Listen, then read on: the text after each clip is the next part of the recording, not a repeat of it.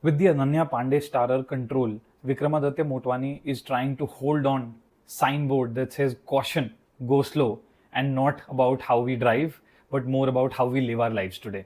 Ctrl is the story of Nella and Joe, who meet each other at a college festival, fall for each other, date for about 5 years. In between that time span, they live in as well as start a content creation channel where they have millions of subscribers. They have a really good time doing this and they have lots of brands who are paying them. And then one fateful night, 5 years later, everything falls flat. There are a lot of memes on Nella because she creates the scene. And then you have troll armies coming across, including likes of Tanmay Bhatt as well as the super talented Yash Raj Makhate. All of those guys feature as well and make fun of the situation that's happening about two influencers, blah, blah, blah. All of this happens in the first 9 minutes of the film.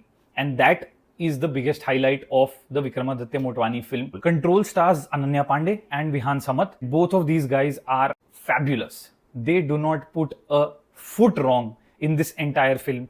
They live and breathe their characters, and once again, hats off and kudos to Ananyapanday. This is the second time when I can say this wholeheartedly about Ananyapanday that I loved her performance. I haven't seen too many of her films, to be honest, but from the reviews that I've seen for others, they haven't been as good as Kho Gaye Hum Kahan or Ctrl. In both of these films, she has been top-notch, fabulous. I think she understands Gen Z and the characters really, really well, and hence she's able to put all of this out there, does not put even one note wrong. Opposite her is Vihan Samath, who's also very good, and his monologue towards the end is fantastic, very well written and excellently performed. The shift in body language and tone through that monologue is beautiful to watch. The film tells a worrisome tale about what could happen in the very near future with AI coming to town and all of us sharing our data without any inhibitions, which has been the case with social media as well over the last few years. And this is the kind of conversation people have had about social media, and we've had films made on subjects like this. Taking that step further, now it's much easier for artificial intelligence to take over your data and eventually impersonate you by deepfakes. So all of those things are brought together in this cautionary tale. I'm saying this is a cautionary tale and not really a hard-hitting mystery thriller, because it could have been.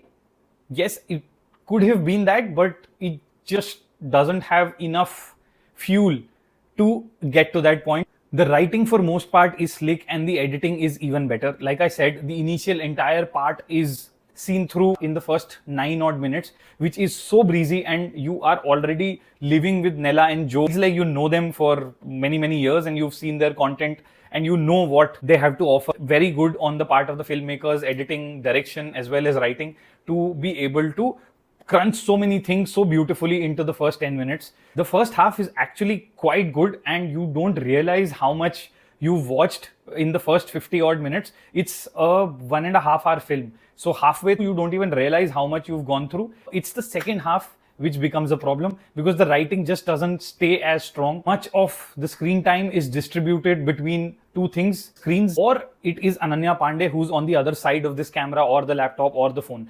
I think one of the problems in overall writing was the fact that the entire part of story that was told through screens became a little too much, and eventually reality of the situation and hence the gravity of the situation became less and less. Yes, there have been films like that. Searching is one of the first ones that come to mind.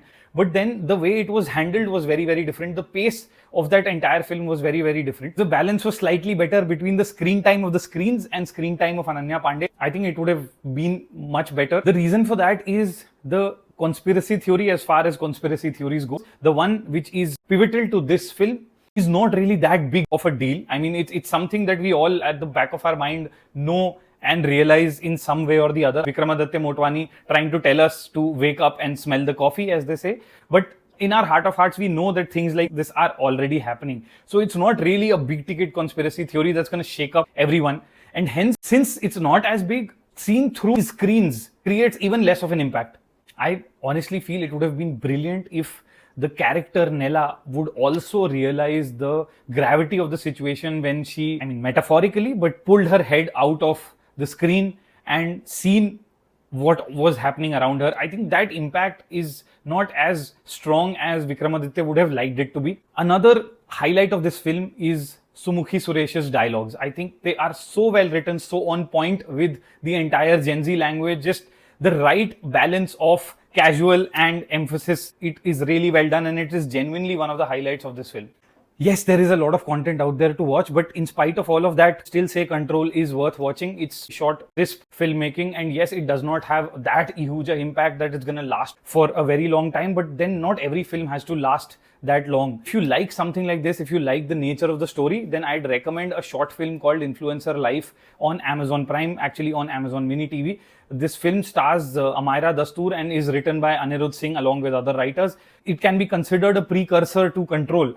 A lot of things are similar. I would say that short film could have definitely inspired Control in some way or the other. So kudos to Anirudh, Amaira Dastoor and all of these guys who've created Influencer Life before Control ever made it to Netflix. As always, keep watching FilmyFool and let me know what you think in the comments.